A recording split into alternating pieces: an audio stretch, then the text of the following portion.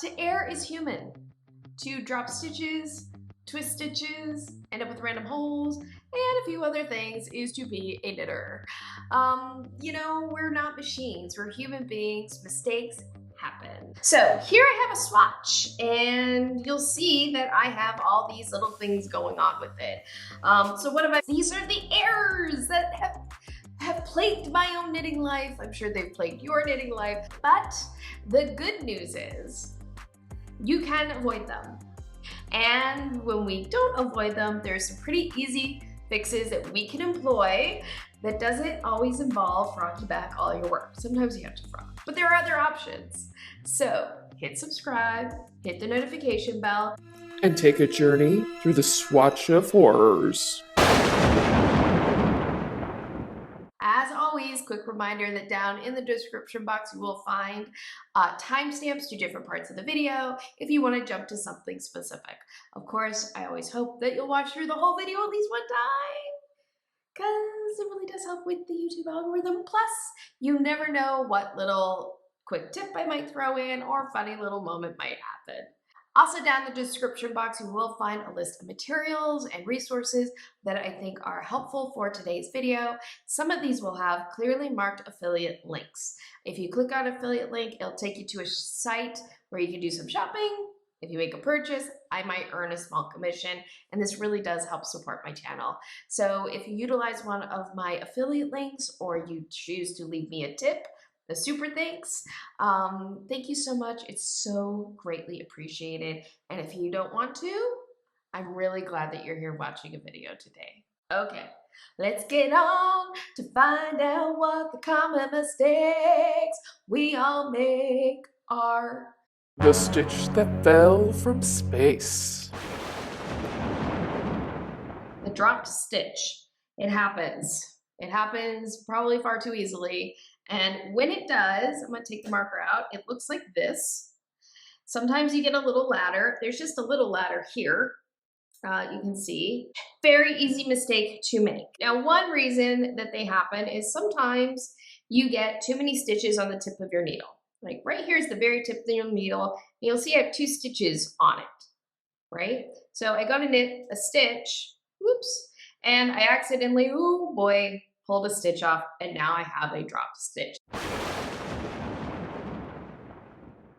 So right here's the stitch that I just dropped, and I caught myself doing it as it happened. And this is the best case scenario, because in this case, I can just get this stitch back up on my needle and repair it and not like bring any other piece of equipment into the situation. Now, right now it's about to fall through again. So sometimes the easiest thing to do is actually to take your right needle and put it into the stitch below the drop stitch, pull that out like that. And now I've got 2 ladders here, right? This is a drop stitch and this is the second. So all I need to do to correct this is to take my right needle and I pull that ladder right there up on my needle, and then I take my left needle and I just pass the slip stitch over. And voila, I've repaired that stitch. Here's my next ladder right there. So I lift that up with my right needle. Again, take my left needle and pass the slip stitch over, and boom, all my stitches are back up on the needle, ready for me to knit. And that is a pretty easy mistake to correct right away. But one thing you should definitely make sure that you do when you're knitting in order to try to avoid drop stitches when you can is to not overcrowd your needle. If you try to have too many stitches on a needle or a circular needle, there's much more likelihood that your stitches just aren't going to have enough space to spread out this way, and so they'll want to spread out off the needle. Okay. The other thing though is not to crowd the tip of your needle. So right here is the tip of your needle, and ideally, unless you're doing a decrease or some kind of complicated knit maneuver, generally you only want 1 stitch on the tip of your needle at a time, right? And the next stitch falls onto the tip of your needle 1 at a time. If you start getting or 3 stitches up on your needle tip, that's when drop stitches become more likely to happen. The final thing you might want to think about in terms of trying to avoid dropped stitches is your needle itself. There's a couple of things. Now, I love fast needles. I love slick needles. This is not a secret, but with slick needles come more drop stitches. If drop stitches is something you would rather avoid, you might want to consider using needles with a grippier material like wood or plastic or carbon fiber or even bamboo, the devil material. I don't like bamboo. I know people love it. I'm glad people love it. There needs to be needles that suit everybody's preferences. I just don't love bamboo. Revenge of the stitch that fell from space. Sometimes, though, you don't notice right away that you dropped your stitch. Maybe we are watching television, we look up and we're not looking at our knitting as we go. Or we're talking to somebody and, they, oh, that's so funny. Oh my God. Jeez, I just can't even believe it. That happened. That's such a funny joke. And you're just knitting along and you don't realize that you have dropped a stitch. And it is laddered down. That's what this is. This is laddering down. This is when a stitch happens and you get all these little rungs. Those are running threads between these 2 stitches. And those running threads should actually be stitches. So one solution is always to frog it. But another solution is to ladder up. Okay, and that means taking a crochet hook and using it to recreate your stitches vertically. So that's what I'm going to do in this situation. Here is my repair crochet hook. This is a double-ended crochet hook. It makes doing repairs so much easier than just a plain crochet hook, especially if you're dealing with garter stitch. And in fact, to show you what I mean by that, I'm going to purposely drop this stitch down into this garter border so you can see what repairing garter stitch looks like as well. So you'll notice right here, okay, this running thread is in front of the stitch. That means that I need to repair this stitch in such a way that the purl bump of this stitch flips to the front of the work. So I'm gonna take my crochet hook and I'm gonna come into the stitch from behind. I'm going to grab the ladder with my crochet hook and pull that through like that, okay? My next stitch needs to be worked as though it's a knit stitch. See, this running thread is behind my stitch. That means that running thread represents the right side of my work, and I need to repair this as though it's a knit stitch. So all I have to do with my crochet hook, since it's double-ended, is I can just push the crochet hook over, grab this stitch, and pull it through. And voila, I have now repaired that stitch. So I'm through the garter stitches here, and now it's straight stockinette. So from this point forward, I can just use my one end of my crochet hook to ladder back up the stitches. So I'm gonna just take my crochet hook, and this is something really important when you're doing this type of thing, and it took me too long to figure this out. Notice my crochet hook, how the hook is oriented. I have it oriented up, right? So I grab the yarn from underneath like this, and then I pull it through, oops, like that, and my crochet hook is immediately in position to grab the next stitch, like that.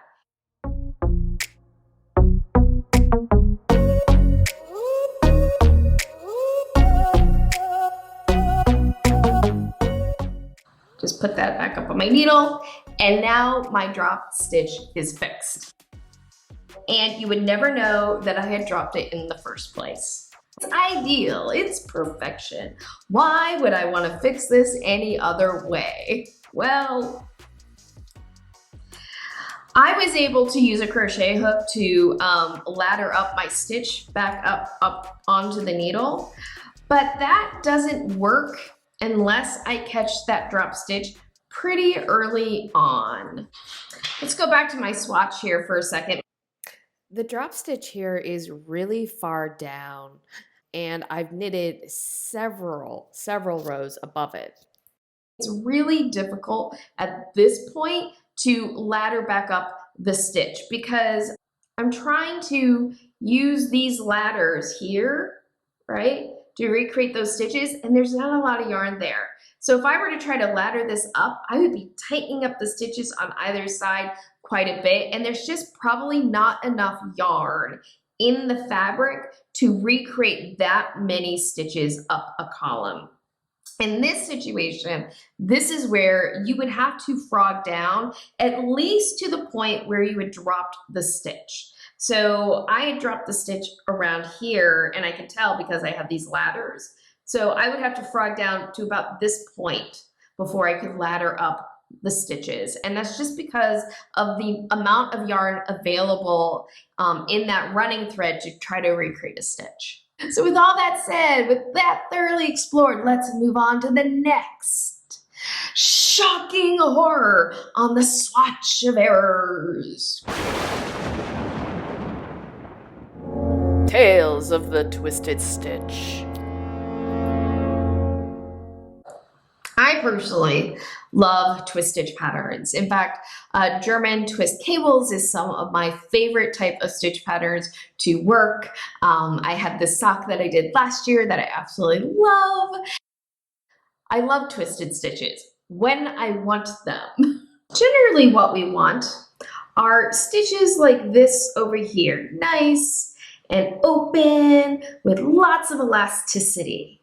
But sometimes we accidentally get the errant twisted stitch. Right here, you'll see that the left leg is actually crossing over the right leg of the stitch. And when I spread it out, you can see it maybe even more. See how all of these stitches open up so beautifully, and that stitch doesn't.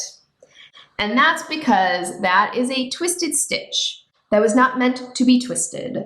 There's actually some really easy ways to avoid your twisted stitch and to fix or disguise the twisted stitch when it happens. So let's take a look at it.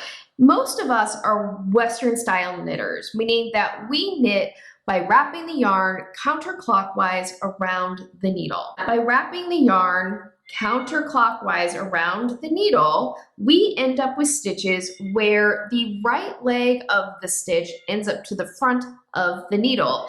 And so when we knit, we bring our right needle over to the left side of the stitch and bring the needle through that way, okay? That's how most of us knit Western style. But there is another way to knit, and that is called Eastern style. And that is when you wrap the yarn clockwise around the needle instead. When you work your stitches clockwise, you end up with your right leg of the stitch to the back of the needle, okay? This is called an Eastern mounted stitch. Most often you end up with the twisted stitch because you have an Eastern style stitch on your needle that you knit as though it's Western style, and you end up with your twisted stitch. So that's a quick lesson on Eastern versus Western mounted stitches. And if you want to go onto a deep dive, I actually have a video about Eastern versus Western style knitting that explains how stitch mount affects knitting and it gives a really good, I think, foundation to understanding stitch mount knitting. If you'd like to check that out after this video, I will have a link for it down below. Now, if you're a Western style knitter, you might be going, well, then how do I accidentally twist a stitch? Because I'm always wrapping my yarn around the needle counterclockwise. How can it end up in an Eastern mounted stitch like these two stitches are with the right leg to the back of the needle? Well, there's a couple of different ways that it can happen. One way that it can happen is simply, let's say you had to take your stitches off the needle, and then when you put them back up on the needle, you did it in such a way that the right leg ended up to the back of the work instead of the front of the work. That's a very common way that a twisted stitch can occur. Now, what you can do to avoid a twisted stitch, well, there's a couple things. One is to make sure you have to frog back or you have to take your stitches off the needle and then get them back up on the needle, is to make sure that you get all your stitches mounted correct in the Western style with the right leg to the front of the work. Personally, I think that's a pain in the butt and not necessary, because all you really have to do is, if you find you have a stitch that's mounted with the right leg to the back of the work, all you have to do is then knit through the back leg, and then you have an untwisted stitch. But, you know, sometimes you don't notice that. It's an easy thing to miss that a stitch is turned while you're knitting. What can you do? What can you do to fix a twisted stitch like the one in the swatch of horror? You've got several options to fix them if they happen to you. You can ignore it because this is an error of aesthetics. You can decide to live with it if you want. You can frog back to it, always an option, drop down to it and ladder back up. But let's say you discover a twisted stitch after you've bound off. Well, this is when you can disguise it. Duplicate stitch is a great skill to have. Again, I have a video about duplicate stitch. I have a video about it describing how to use it for weaving in ends, but the process is pretty much the same if you want to use it to disguise a aesthetic knitting error. So I will link that video down below and up here if you want to watch a video on how to do duplicate stitch. But to fix this, all I would do is I would get some scrap yarn of the same yarn that I knitted the work, and I would go in like 2 or 3 stitches before the twisted stitch, duplicate stitch across the work, and then I would have some ends on the back that I could then weave in, and my twisted stitch would be, you know, there, but disguised. The split that ate the world. So next up, in the swatch of horror, I'm not going to get tired of this joke, okay? I'm going to beat this joke into the ground. But next up is a stitch where we have split the fiber. This is a mistake that comes up personally often for me. And the split fiber occurs when we are knitting our work, and when we insert our needle to work a stitch, we don't insert it cleanly through the stitch, but in fact pierce the fiber of the yarn. If you're working with the splittier yarn, or you're finding that you're splitting your plies quite a bit, you might want to consider using a needle that has a blunter needle tip. Now, I tend to really like super sharp needles, like really sharp needles, like zombie killer sharp needles, like my Hiya sharps. But if I'm working with a splitty yarn, I am not going to reach for my Hiya. I'm not going to grab the zombie killers. These are my Knitter's Pride Carbons needles, and the tips aren't dull. They're not totally blunt, but they're not as sharp as my Hiya or even my Addy lace tip needles.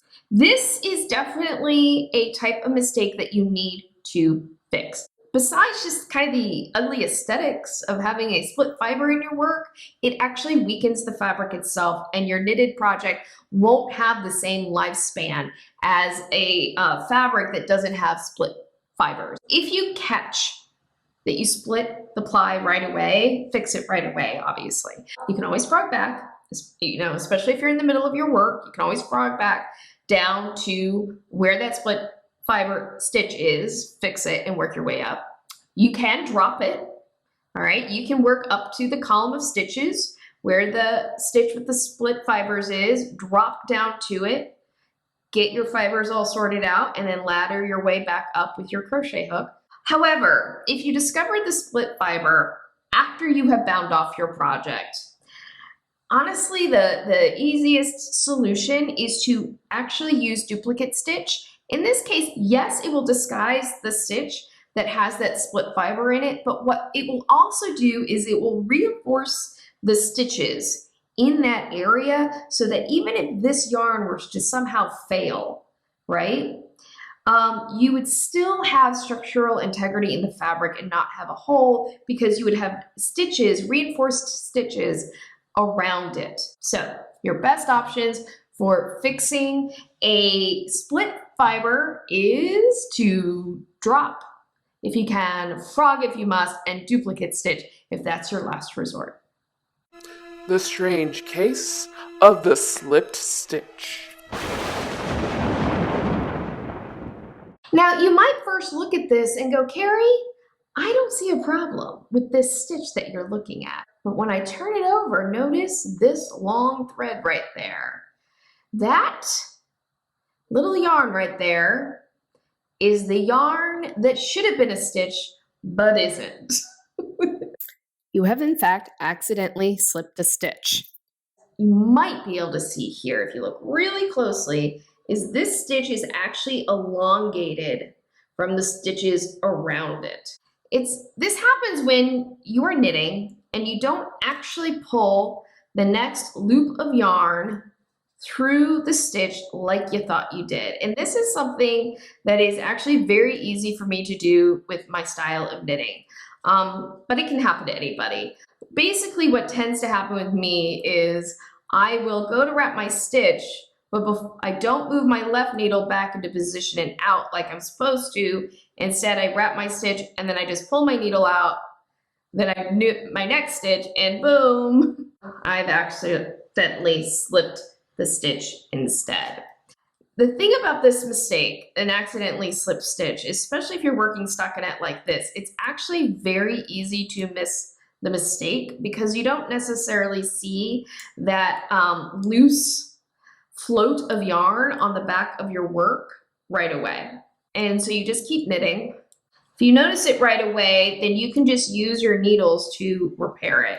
And I don't think I noticed it at all. I think I just knitted right past it and I didn't notice what happened. But there it is. When this happens, you can ignore it. This is a mistake you can ignore and go, you know what? I can barely see it. No one's ever going to notice it. I'm not going to worry about it. Totally valid solution.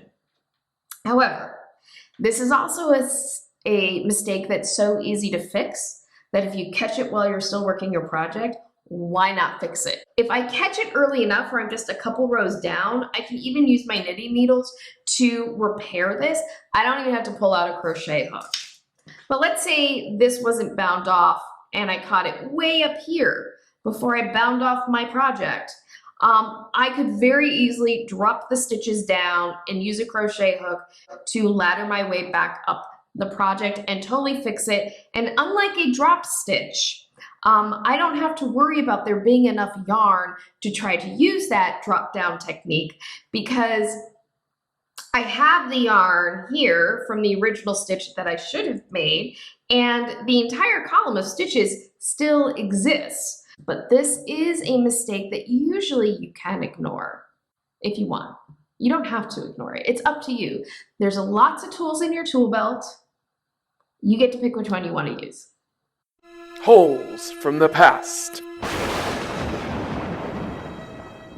This is something that happens a lot to us when we are beginning knitters. And if you are a beginner knitter, you have probably run into this where you're working your first swatch and you look down and you're like, why do I have more stitches than what I started with? Why is this hole here? What the frick is happening? And usually what causes this type of hole is an accidental yarn over. So when you're first knitting, learning how to knit, the way that an accidental yarn over usually happens is simply that you're knitting along and at some point your yarn accidentally gets to the front of your needle without you realizing it, you knit the next stitch and boom, you have a yarn over.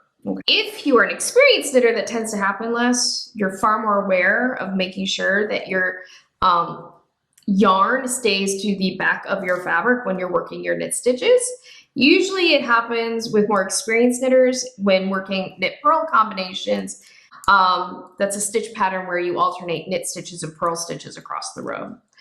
But it usually happens because you worked a purl stitch and the yarn didn't come back to the back of the needle when you went to go work your knit stitch and you end up with an accidental yarn over. So again, the solution to trying to avoid this is just making sure the yarn is on the side of the fabric you want it to be when you're making your knit stitches. It can accidentally happen with a purl stitch as well, You can create a yarn over when you're doing purl stitches. When you have the yarn to the back of the work, you go to purl and you end up with a yarn over. But I find that usually on the purl side, it's much easier to catch the mistake because things just look and feel wrong. So you can undo the stitch pretty quickly, get your yarn in correct position, and continue knitting. Knit stitches though, yarn overs on the knit side just tend not to be as obvious, especially if you're not watching your knitting closely as you're working. And that's when you get a hole. So here I have a yarn over, an accidental yarn over. And honestly, the easiest thing to do when you catch this is to just drop the yarn over off your needle and keep knitting across the row. And I will be honest, I have done this frequently. The only downside to that is it can create some tension problems in that area because you have a little bit of extra yarn in that running thread than the other stitches in the fabric. I find that with wool yarn, that's not so much a problem, that the other stitches might end up a little bit larger, but it's pretty imperceptible and it tends to all even out in the wash. Like literally, wash it, and it tends to, in the blocking or reshaping process, to work itself out. But with plant-based fibers, it's not as successful. And in those situations, the best thing I find to do is to tink back to the point where I accidentally did the yarn over and redo the work. And if need be, frog all the way down. But sometimes you don't recognize that you just knitted over a yarn over. And now you have created an extra stitch in your work and a hole. This is one of those mistakes that really tends to be best fixed by frogging back.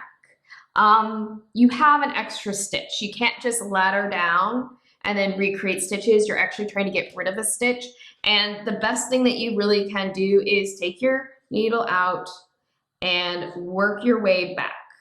It's really the best solution. But what about a situation like this?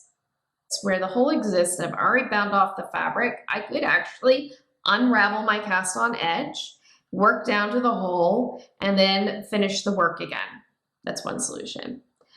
If you don't mind the fact that you have an additional stitch and it's not causing any problems for you in terms of the fabric, you can go in with some scrap yarn and basically sew that hole closed. That is an option.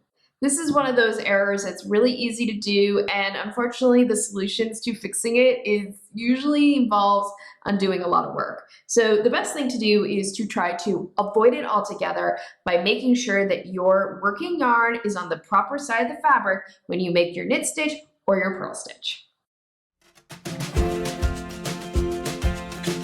So there it is, the most common mistakes a knitter can make from the swatch of horror.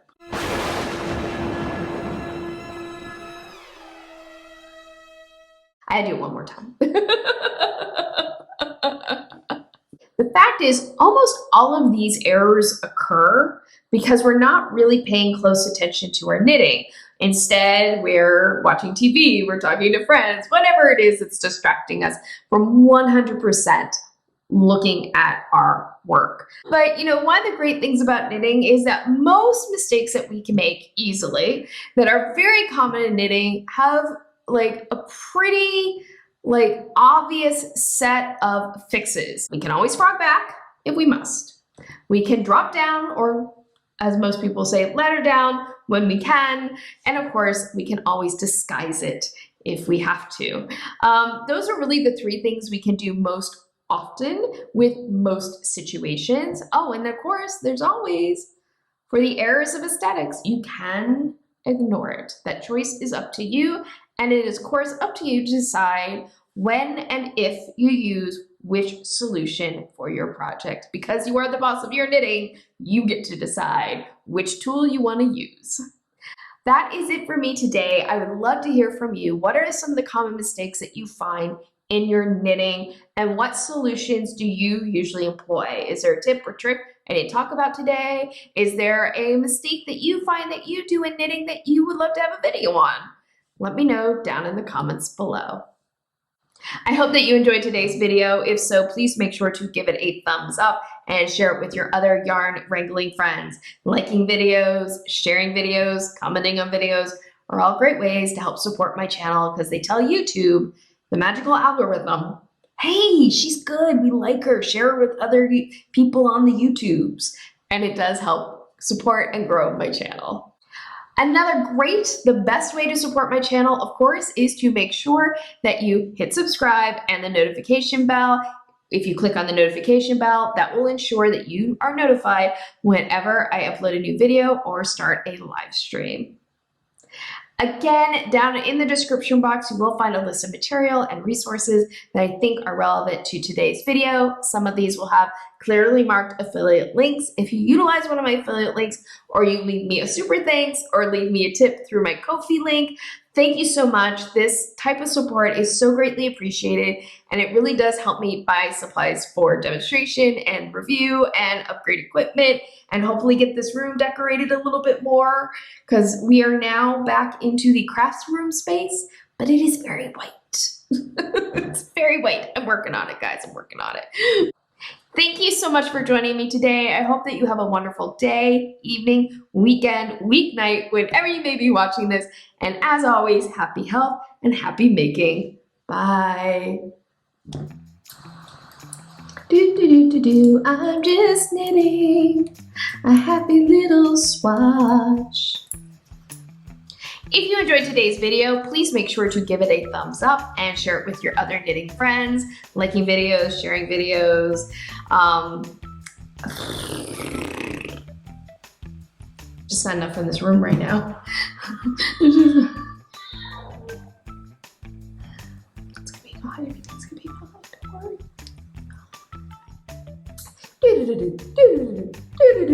Scooby-Doo ending.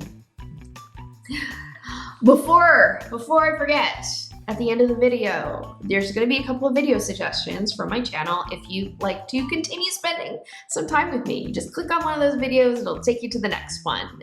If you're like, I gotta get on with my day, cool, but, down in the corner there's a picture of me that you can click and you can still have a chance to subscribe to my channel. So yeah, just go ahead and click that if you haven't already. Okay, I'm done. I'm gonna go swim. I'm so excited. First swim of the season.